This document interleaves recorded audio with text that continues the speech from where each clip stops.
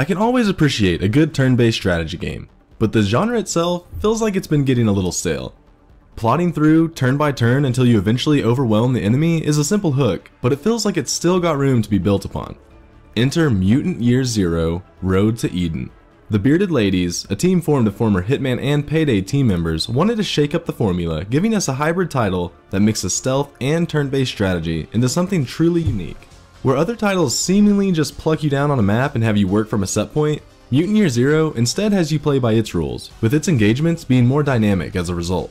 They're a little more difficult, but having a smart engagement pay off helped remind me of why I grew to love this genre in the first place. Mutant Year Zero has you take up the role of the duo of Dux and Borman, I'll let you guess who's who, aiming to track down the Ark's linchpin, Hammond. He's wandered off in search of Eden, an apparent utopia from the zone's many nasty inhabitants, and across the game, you'll fight many of them in order to track him down. Mutant Year Zero already sets itself apart by its stealth mechanic, wherein you can split up your squad and position them accordingly, with the added bonus of potentially weeding out isolated enemies in the process, provided you do it quietly. It's immensely rewarding to pull this off at first, but towards later missions, you'll start to run into some pretty beefy enemies who may not be easily dispatched, defeating the mechanic entirely. While it wasn't a major issue, I was disappointed the stealth mechanic seemed to lose its usefulness as the game marched on. Fortunately, Mutant Year's story and characters are charming enough that with the gameplay sort of devolving to standard turn-based fare, it's still worth seeing through to the end. Mutant Year Zero: Road to Eden is a very pretty game. It's got a distinct art style it really seems to make the most of, but I can't say how accurate it is compared to the source material of the pen and paper RPG it is based on. You'll sneak and shoot across massively overgrown forests, derelict tunnels, and makeshift camps, with the characters chiming in with their own unique dialogue. You'll also come across various old-world artifacts like iPods, telescopes, and boomboxes. Literally bombs, according to Dux, each with their own humorous lore entries. You can take these back to the Ark to trade in for squad-wide benefits, helping reward you for exploration of each map. You'll also come across other gear that you can customize the weapons with, adding range or elemental damage to give you some extra punch.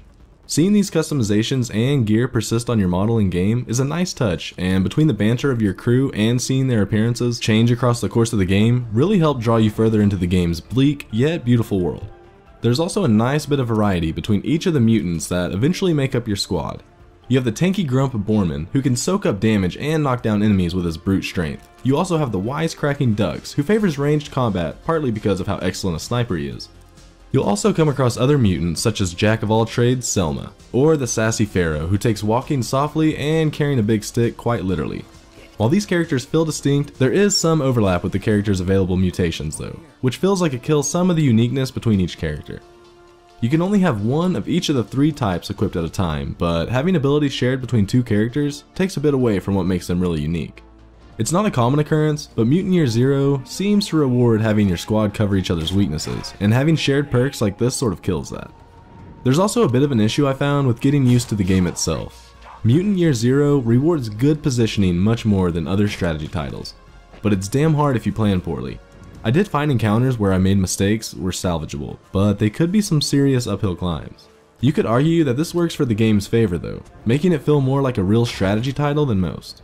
I can respect the choice to stick with the approach to combat that the Bearded Ladies use though, and the fluid nature of picking when you want to start battles can't be understated enough. Mutant Year's focus is on each of the characters in your squad, and the mix and match nature of their mutations definitely leads to some interesting approaches to combat. I would have liked to see them try and present more approaches to combat and perhaps some more options in each skill tree and weaponry that would allow for this if they chose to flesh out the game further.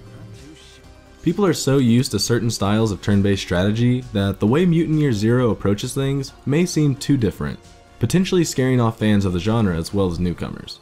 That being said, there is a lot to like between the polish of the game's world building, the genuinely unique approach to encounters, and the flexibility of each character's skills.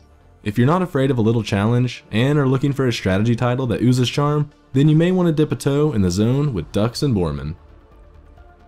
But what do you guys think about Mutant Year Zero? Do you think the new approach to the strategy-based combat is a good thing, or do you miss the more traditional approach? Let us know in the comments below, and as always, stay tuned to COGconnected for all your video game needs.